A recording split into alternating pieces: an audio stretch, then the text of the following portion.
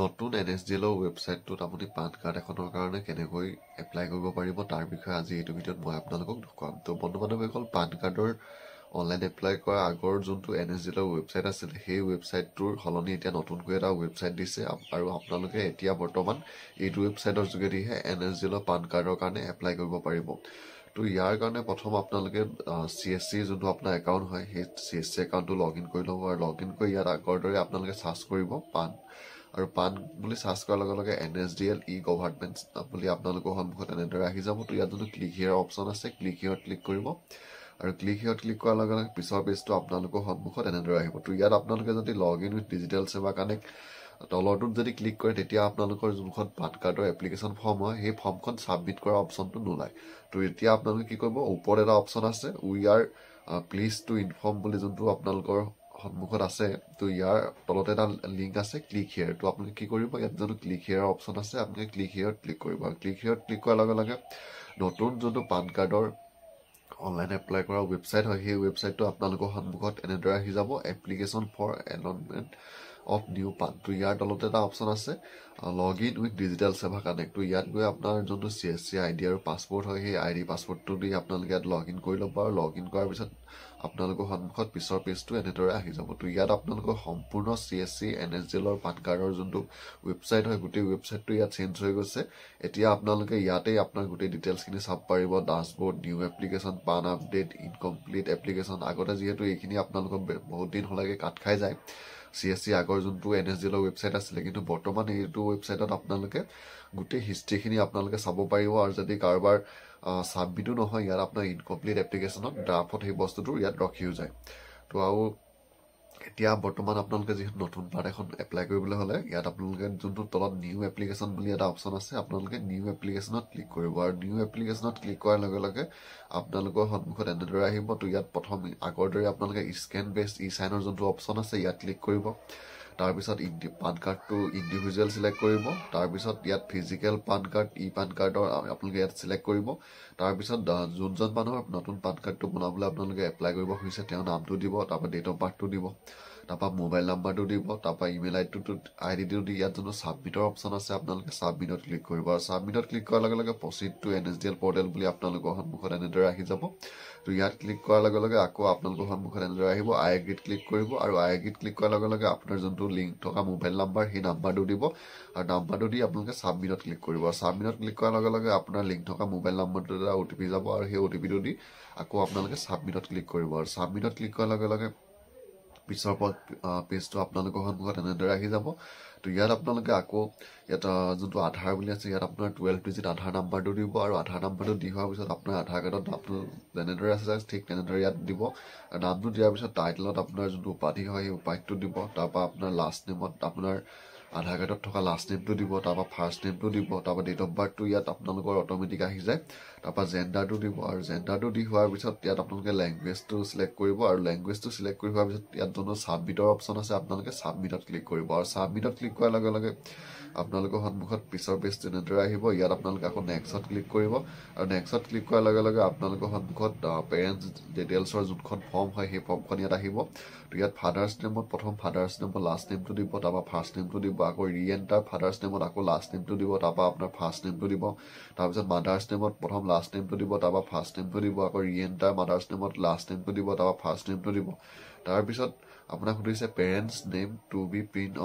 On the PAN card. তো ইয়াত আপোনালোকে কাৰ নামটো দিব বিচাৰিছে পেৰেণ্টছৰ, ফাদাৰ্ছ নেম নে মাদাৰ্ছ নেম সেইটোত আপোনালোকে টিক কৰিব। মই যিহেতু ফাদাৰ্ছ নেমটো দিম সেইকাৰণে ইয়াত ফাদাৰ্ছ নেমত দি ইয়াত যোনটো নেক্সটৰ অপশ্যন আছে মই নেক্সটত ক্লিক কৰিম আৰু আপোনালোকেও এনেদৰে নেক্সটত ক্লিক কৰিব। তাৰপিছত সুধিছে চ'ৰ্চ অফ ইনকাম। তো চ'ৰ্চ অফ ইনকামত আপোনালোকে ইয়াত যদি আপোনালোকে চাকৰি কৰে তেতিয়া ইয়াত আপোনালোকে দিব পাৰে বা আপোনালোকে যদি বিজনেছ কৰে ইয়াত বিজনেছ চিলেক্ট কৰিব আৰু যদি আপোনালোকে পঢ়ি আছে বা একো ইনকাম তেনেদৰে নাই তেতিয়া আপোনালোকে ইয়াত ন' ইনকামত দিব আৰু আপোনালোকে নেক্সটত ক্লিক কৰিব আৰু নেক্সটত ক্লিক কৰাৰ লগে লগে পিছত আপোনাৰ আহি গ'ল টেলিফোন নাম্বাৰ, যিহেতু আপোনালোকে ৰেজিষ্টাৰ কৰোঁতে দিছিলে সেইকাৰণে টেলিফোন নাম্বাৰ আৰু ইমেইল আইডিটো ইয়াত বৰ্তমান আহি গৈছে আৰু ইয়াত আপোনালোকে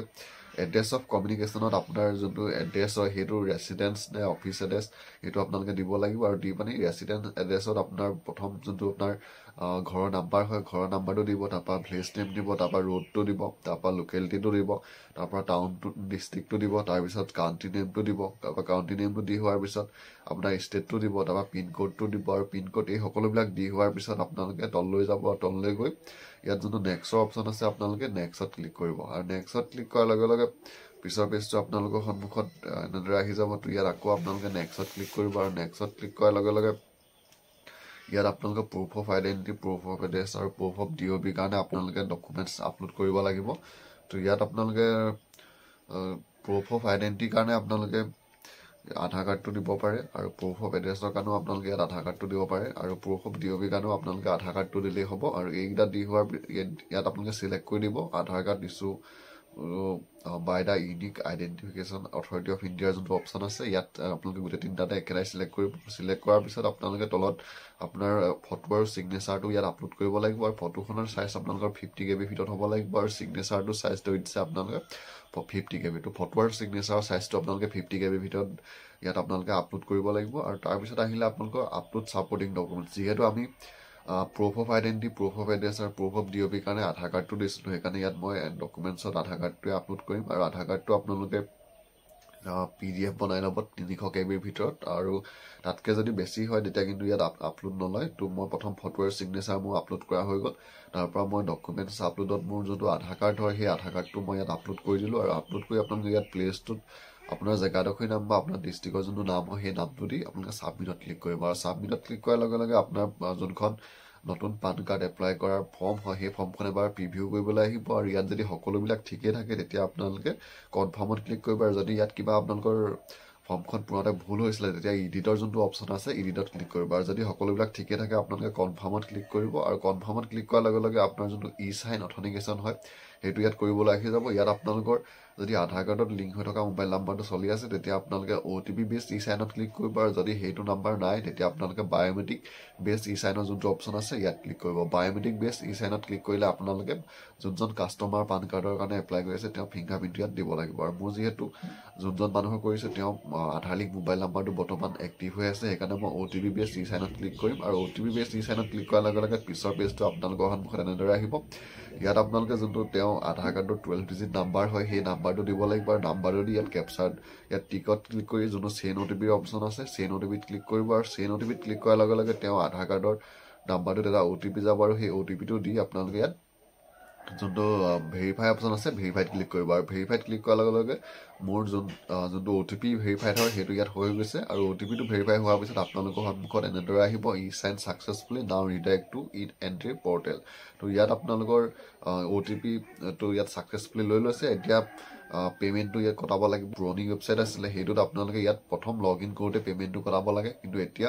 নতুন ৱেবছাইটটোত আপোনালোকৰ পান কাৰ্ডৰ এপ্লিকেশ্যন ফৰ্মখন ছাবমিট হোৱাৰ পিছতহে আপোনালোকে পে'মেণ্টটো কটাব লাগে। তো ইয়াত পে' নাওত ক্লিক কৰিব আৰু পে' নাওত ক্লিক কৰাৰ লগে লগে আপোনাৰ যোনটো CSC ৱালেট হয় তাৰ লগত ইয়াত ৰিডাইৰেক্ট হৈ যাব আৰু ৰিডাইৰেক্ট হৈ যোৱাৰ পিছত আপোনালোকৰ যোনটো পে'মেণ্ট হয় সেই পে'মেণ্টটো কাটিব লাগিব আৰু পে'মেণ্টটো কাটি হোৱাৰ পিছত আপোনালোকৰ সন্মুখত এনেদৰে আহি যাব মোৰ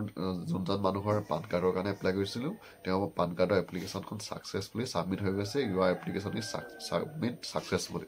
তো বন্ধু বান্ধৱীসকল আপোনালোকেও এনেদৰে নতুন যোনটো NSDLৰ পৰ্টেল আহিছে তাত গৈ আপোনালোকে এনেদৰেই আপুনি নিজৰ কাৰোবাৰ যদি পান কাৰ্ড এপ্লাই কৰিবলগীয়া থাকে নতুন পান কাৰ্ড এনেদৰে এপ্লাই কৰিব পাৰিব।